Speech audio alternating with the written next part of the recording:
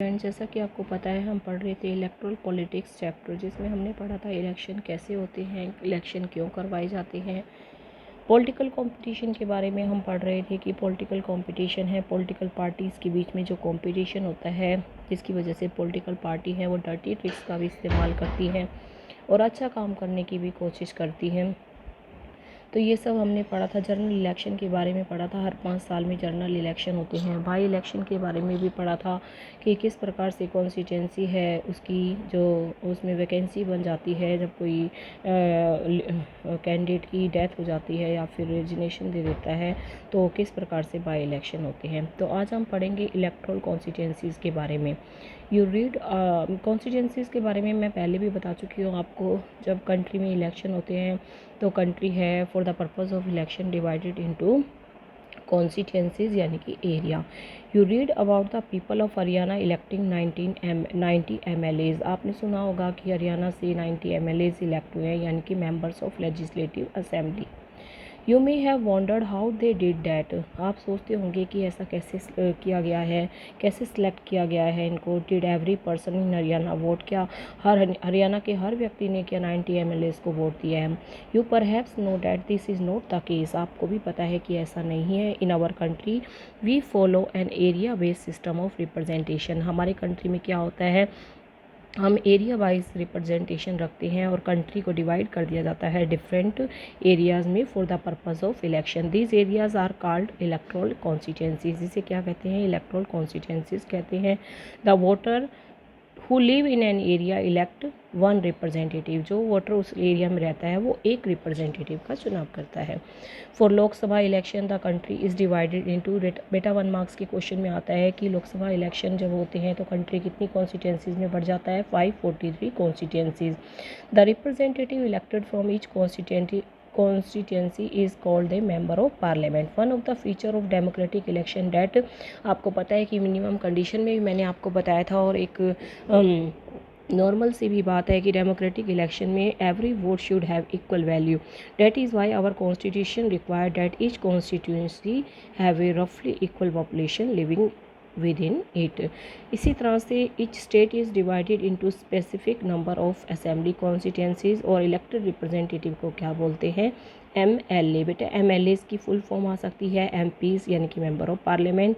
और लोकसभा के अंदर इलेक्शन में कंट्री है वो कितनी कॉन्स्टिट्यूंसीज में डिवाइड होता है, 543।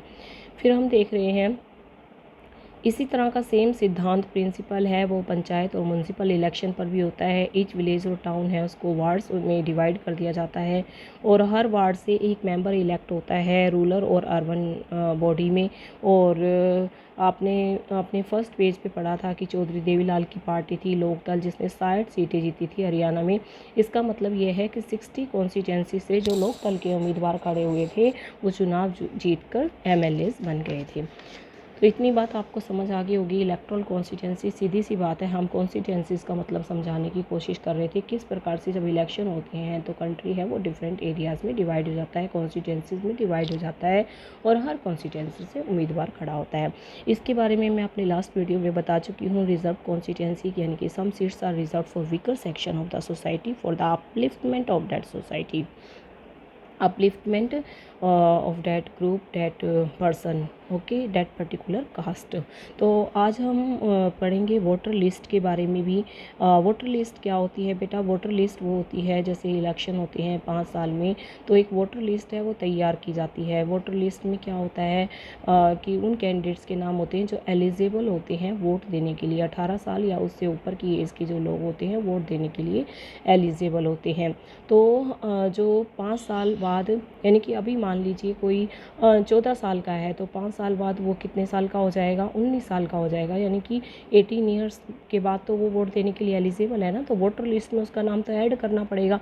और सपोज करिए कि इस 4 सालों में 5 सालों में कोई व्यक्ति है वो मर जाता है तो उसका नाम वोटर लिस्ट से हटा दिया जाता है। तो वोटर लिस्ट को अप टू डेट करने की ज़रूरत होती है। वोटर लिस्ट को हम इलेक्टोरल रोल भी कहते हैं। Once the constituencies are decided, एक बार कॉन्स्टिट्यूंसी डिसाइड हो जाए नेक्स्ट स्टेप होता है कि कौन वोट देगा कौन नहीं देगा। This decision can't be left to anyone till the last day.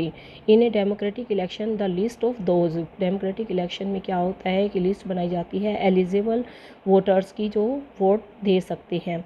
This list is officially, देखिए बेटा 1 मार्क्स के क्वेश्चन में ज़रूर पूछेगा, वोटर लिस्ट को हम इलेक्टोरल रोल भी कहते हैं और इसे कॉमनली क्या कहा जाता है, voter list. This is an important step for it link to the first condition of, आपको पता है ना कि ये हमारी फर्स्ट कंडीशन है इलेक्शन की, कि डेमोक्रेटिक इलेक्शन की, कि everyone should get an equal opportunity to choose representative. और इस चैप्टर में, इस पहले वाले चैप्टर में आपने पढ़ा भी होगा यूनिवर्सल अडल्ट फ्रेंचाइज का प्रिंसिपल क्या होता है, सिद्धांत क्या होता है, कि everyone have right to vote, यानी कि 18 ईयर या उससे अबो जितने भी लोग होते हैं सबको वोट देने का अधिकार होता है। In practice it means that everyone should have 1 vote और each vote have equal value. No one should be denied the right to vote, किसी भी व्यक्ति को हम मना नहीं कर सकते वोट देने के लिए। आपको मैंने क्या कहा था कि 18 ईयर्स और 18 ईयर्स अब वो लोग वोट दे सकते हैं। 25 साल के हो जाते हैं तो वे इलेक्शन लड़ने के लिए भी एलिजिबल हो जाते हैं।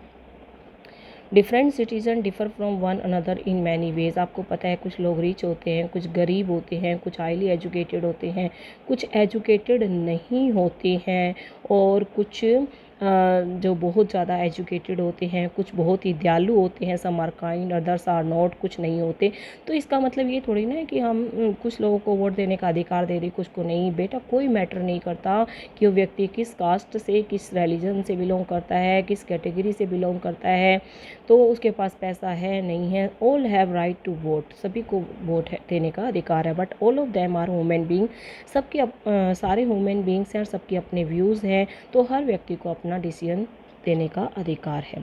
इन our country all the citizen, हमारे कंट्री में 18 ईयर्स और अबो जितने भी लोग हैं, आप भी जब बच्चे 18 ईयर्स के हो जाओगे तब आपको भी वोट देने का अधिकार मिल जाएगा। Every citizen has right to vote, हर सिटीजन को राइट है वोट देने का। बस अगर वो सिटीजन कोई क्रिमिनल है, कोई स्पेशल केस में, रेयर कंडीशन में वोट देने का अधिकार नहीं मिलता, यानी कि जैसे उसने बहुत बड़ा क्राइम किया हो या वो अनसाउंड माइंड हो, यानी कि सही सोचने समझने की परख ना रखता हो। बट ये ओनली रेयर सिचुएशन में होता है कि कोई व्यक्ति को हम वोट देने का अधिकार ना दें। It is the responsibility of the government to get the name, सरकार की रिस्पॉन्सिबिलिटी है बेटा कि जितने भी एलिजिबल वोटर्स हैं उनके नाम वोटर लिस्ट में दें। New person attain voting age, जिसकी जैसे आप 18 साल के हो जाओगे तो आपका नाम वोटर लिस्ट में ऐड करना किसकी रिस्पॉन्सिबिलिटी है, सरकार की। नेम ऑफ दोज, और जो प्लेस छोड़कर जा चुके हैं किसी और जगह पर या मर गए हैं उनको डिलीट करना उस वोटर लिस्ट से, ये भी सरकार का ही रिस्पॉन्सिबिलिटी है। A complete revision of the list takes place every 5 year, हर 5 साल में कंप्लीट रिवीजन होता है लिस्ट का। This is done to ensure that it remains up to date, ऐसा इसलिए होता है कि ताकि लिस्ट को अप टू डेट किया जाए। पर लास्ट फ्यू ईयर में एक न्यू सिस्टम बन गया है, election photo identity card introduce किया गया है। बेटा ये भी 1 मार्क्स के क्वेश्चन में पूछा जाएगा कि EPIC की फुल फॉर्म क्या है, इलेक्शन फोटो आइडेंटिटी कार्ड। इसको आप अपनी नोटबुक में लिख लेंगे। The government has tried to give this card to every person, सरकार ने कोशिश की है कि ये कार्ड है हर व्यक्ति को दिया जाए जिनका नाम किसमें है, वोटर लिस्ट में। Voters are required to carry this card, और वोटर जब आए वोट देने के लिए तो अपने साथ ये कार्ड लेकर आए। But the card is not yet compulsory for voting, पर जो ये कार्ड है वो कंपल्सरी नहीं है वोटिंग के लिए। For voting the voter can show many other proof, उसको राशन कार्ड, ड्राइविंग लाइसेंस भी दिखाना पड़ता है। तो आप देख पा रहे होंगे, आपको समझ भी आ गया होगा वोटर लिस्ट क्या होती है। जब आप भी 18 साल के हो जाओगे तो आपका नाम किस में आ जाएगा, वोटर लिस्ट में।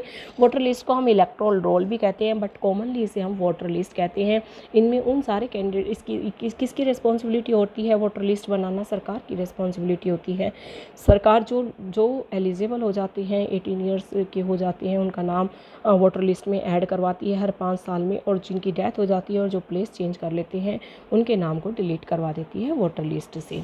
तो इतनी बात समझ आ गई होगी। यहाँ पर मैंने आपको EPIC की फुल फॉर्म बताई है, इलेक्शन फोटो आइडेंटिटी कार्ड। अपने अगले वीडियो में हम पढ़ेंगे नॉमिनेशन ऑफ द कैंडिडेट। अब चुनाव में जो कैंडिडेट पार्टिसिपेट करना चाहते हैं, चुनाव लड़ना चाहते हैं, वो अपना नाम देंगे।